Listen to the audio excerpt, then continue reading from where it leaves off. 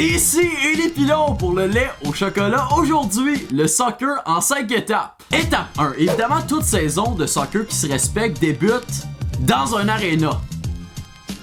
Hein? Moi non plus, jamais catché, mais reste que c'est là où tous les joueurs étaient convoqués afin d'aller chercher leur ballon, leur chandail, rencontrer l'entraîneur, etc. Ouais, quand j'ai pas de joke, je crie mes fins de phrases. C'est aussi un moment rempli d'appréhension parce que t'apprends qui va être dans ton équipe.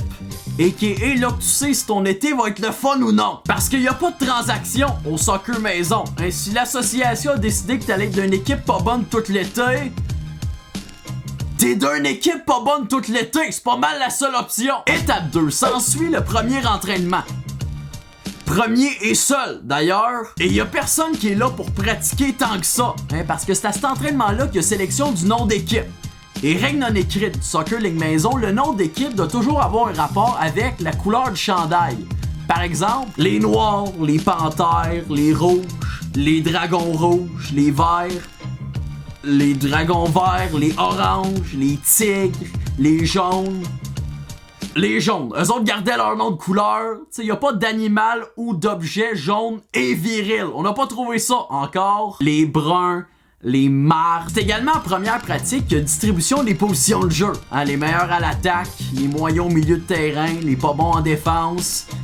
Pis le bedonnant d'un net. J'invente rien. Et finalement, il y a élaboration du cri d'équipe, hein, qui finissait souvent par être « Qui sont les meilleurs, les tigres? » Non, collectivement et individuellement, tout le monde est dans le tort ici. Hein, ça le dit dans le nom. Ligue, maison. Il y a 52 joueurs de ton âge dans ta ville, pis t'es même pas dans le top 15, ok? Fait qu'il est pas question d'être le meilleur. Comment ça, y a jamais de nuance d'un cri d'équipe?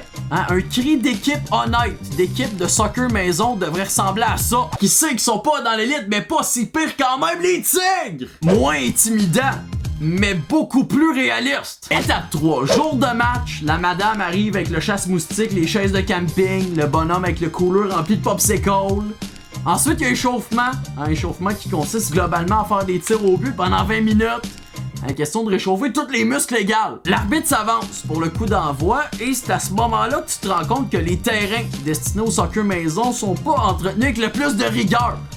Hein, il dépose le ballon au milieu du terrain et là, le ballon juste commence à rouler. Vous avez mis le terrain d'une pente, gang d'innocents. Étape 4, le match débute et il y a plusieurs types de joueurs d'une équipe de soccer. Toujours un joueur qui arrive au match en running, hein, qui est souvent le même qui a toujours le ballon dégonflé. Aussi le joueur qui fait des touches dégueulasses. Mais bon, hein, c'est pas grave, récupère, recommence, rate la prochaine touche. Et oui, c'est pas mal ça que tu fais dans cette équipe-là. Étape 5, à la fin des matchs, il y a le protocole de donner la main à l'adversaire. Je devais pas être le seul à ressentir le malaise, hein, donner la main à des enfants de 11 ans qui ont les mains moites puis un peu molles. Bon match! Bon match! En passant, j'avais 11 aussi à ce moment-là, ok, pas 18, j'avais rapport. Et quand on donnait la main, oh qu'il y en a qui devenaient taquins. Mauvais match! Mauvais match! XPTDR de LOL! Bref, c'était le soccer en 5 étapes. Salut!